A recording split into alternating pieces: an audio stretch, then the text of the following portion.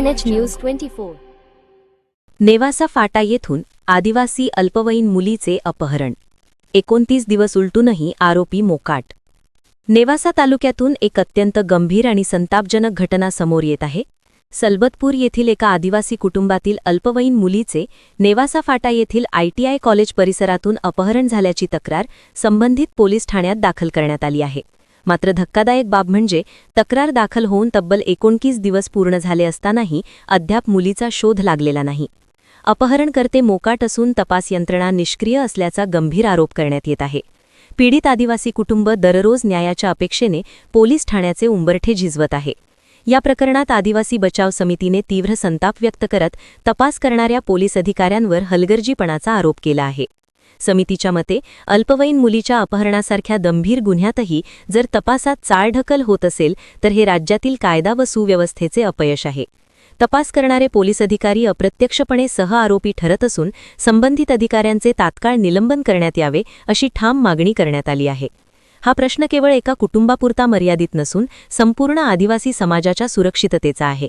आदिवासी समाजासाठी कायदा वेगळा आहे का असा थेट सवाल उपस्थित करण्यात येत आहे. अल्पवयीन मुलीचे अपहरण होऊनही प्रशासन शांत का आहे? आरोपींना पाठीशी घालणारे कोण आहेत असे गंभीर प्रश्न उपस्थित होत आहेत. या प्रकरणात नेवासा विधानसभा आमदार विठ्ठलराव लंघे पाटील, पालकमंत्री राधाकृष्ण विखे पाटील, आदिवासी विकास मंत्री, गृहमंत्री तसेच मुख्यमंत्री देवेंद्र फडणवीस यांनी स्वतः लक्ष घालावे अशी मागणी करण्यात आली आहे.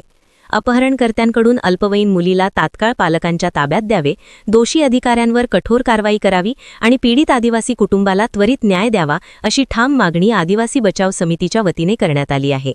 ही घटना केवळ एक बातमी नसून राज्याच्या कायदा व्यवस्थेची कसोटी आहे. न्याय मिळेपर्यंत आवाज उठवत राहणार असल्याचा इशाराही आदिवासी बचाव समितीने दिला आहे. KNH 24 साठी नेवासा तालुका प्रतिनिधी गणेश चौगुले. या ठिकाणी नेवासा तहसील समोर या ठिकाणी आज जे काही आदिवासी बचाव समितीच्या वतीनं या ठिकाणी आमरण उपोषण चालू झालेलं आहे आणि कशा संदर्भात आमरण उपोषण आहे आपण त्यांच्याकडून सविस्तर जाणून घेऊया. काय नाव तुमचं? मी रेणुका गायकवाड. हा, रेणुका काय गाव कुठलं? सलबतपूर. सलबतपूरचे. काय झालं घटना? माझी मुलगी 17/11 रोजी शाळेत आली. नेवासा फाटा येथे मुलांनी सोडली, पण परत ज्ञानेश्वर कॉलेजला एक ITI कॉलेज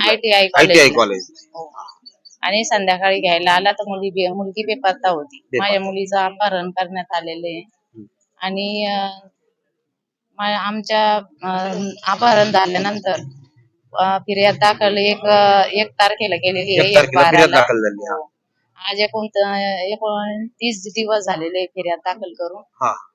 तरी सदर अजून पोलिसांकडून काहीच तपास लागलेला नाही. या ठिकाणी मुलीच्या आईचा असा आरोप आहे की या ठिकाणी तपास अधिकाऱ्याकडून कुठल्याही तपासात या ठिकाणी हलगर्जीपणा आणि तपास केलेला नाहीये. बघूया पुढच्या मुलीच्या पालकाशी आपण या ठिकाणी संवाद साधूया. काय नाव तुमचं? माझं नाव गणेश एकनाथ गायकवाड. मुलीचे वडील आहे. माझी मुलगी नेवासा ITI कॉलेजहून अपहरण करण्यात आली. सदर पोलीस ससन दादा यांच्याकडे तपास आहे.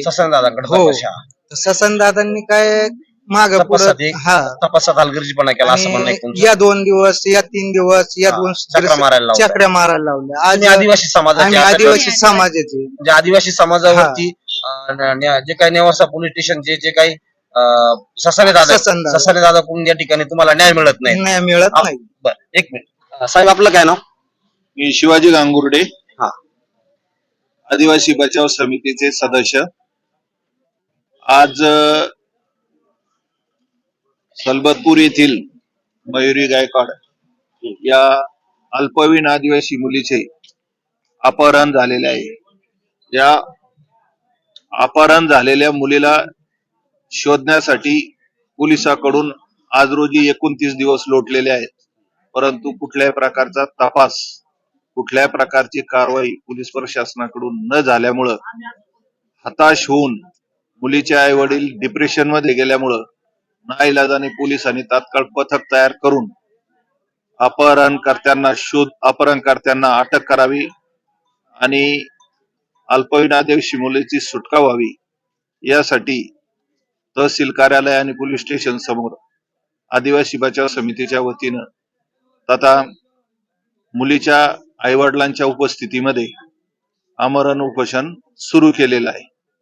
तरी पोलिसांनी आणि प्रशासनाने तात्काळ पथके तयार करून अपहरण झालेली अल्पवयीन मुलगी तिची सुटका करावी आणि ज्या इसमांनी अपहरण केलेलं आहे, जे इसम तिच्या अपहरणात सामील आहेत, ज्या इस्मांनी तिला लपून ठेवलं, तथा ज्या पोलीस अधिकाऱ्यांनी 29 दिवस हलगर्जीपणा केला, तपासात हलगर्जीपणा केला, आपल्या कर्तव्यात कसूर केली, म्हणून संबंधित पोलीस अधिकाऱ्यावर सुद्धा कारवाई करण्यात यावी. तसेच अल्पवयीन मुलगी असताना पोलीस प्रशासनाने फक्त BNSS 137(2) प्रमाणे गुन्हा दाखल केला अपहरणाचा, परंतु मुलगी अल्पवयीन आहे, पोस्को दाखल करणं गरजेचं होतं, परंतु पोलिसांनी सदर घटनेत पोस्को दाखल न करता आरोपीला सही सलामत सुटण्यासाठी वाट दिलेली आहे. तरी आमचं मागणं आहे का पोस्को दाखल झाला पाहिजे, आरोपी अटक झाले पाहिजे आणि आमची मुलगी आईवडिलांच्या ताब्यात मिळाली पाहिजे. त्यासाठी हे आमरण उपोषण सुरू केलेलं आहे आणि जोपर्यंत मुलगी आईवडिलांच्या ताब्यात भेटत नाही तोपर्यंत हे आमरण उपोषण सुरू राहील, असं या माध्यमातून मीडियाला सांगतो. आपण आताच या ठिकाणी आलेलो आहोत, नेवासा या ठिकाणी. नेवासा तहसील समोर आपण आहोत. आपण बघत आहात की या ठिकाणी जी काही आहेत, बोर्ड दाखवा. या ठिकाणी आदिवासी बचाव समिती जी आहे आयोजित अमर उपोषण तहसील कार्यालय पोलीस स्टेशनला नेवासाला या ठिकाणी त्यांनी निवेदन दिलेलं आहे. आणि आज सोमवार दिनांक 29/12/2025 सकाळी 11 वाजेपासून या ठिकाणी मुलीची सुटका होईपर्यंत आमरण उपोषण चालू राहणार आहेत. आदिवासी अल्पवयीन मुलगी आहे आणि हिचं अपहरण झालेलं असताना देखील या ठिकाणी नेवासा पोलीस स्टेशन आणि त्याचे जे काही बीट हवालदार त्या ठिकाणी बीटचे जे काम बघतात ते ससाने दादावरती या ठिकाणी आदिवासी समाजाकडून आरोप होतोय. या ठिकाणी जर न्याय मिळाला नाही तर आदिवासी समाज आपले काही आंदोलन वगैरे करणार आहेत का भविष्यात? म्हणजे आता जे पुढे तुम्ही जे काही आपलं समिती एकलव्य भिल्ल समाज संघटना आहे महाराष्ट्र राज्य, तर महाराष्ट्र राज्यभराचा उद्रेक होईल असं वाटत आहे का तुम्हाला? समाज या ठिकाणी रस्त्यावर उतरल का? जर उपोषणकर्त्यांना जर न्याय नाही मिळाला, मुलगी जर आमच्या ताब्यात नाही आली, 48 घंट्याच्या आत जर मुलगी आमच्या ताब्यात नाही आली, तर पूर्ण राज्यभर जिल्हाभर रस्ता रोको, मोर्चे, धरणे आंदोलन संघटनेच्या वतीने करण्यात येईल. कसूर केला म्हणून त्या पोलीस अधिकाऱ्यावर कारवाई होण्यासाठी आपण SP ला आणि गृहमंत्र्यांना या ठिकाणी निवेदन पाठवणार आहात का?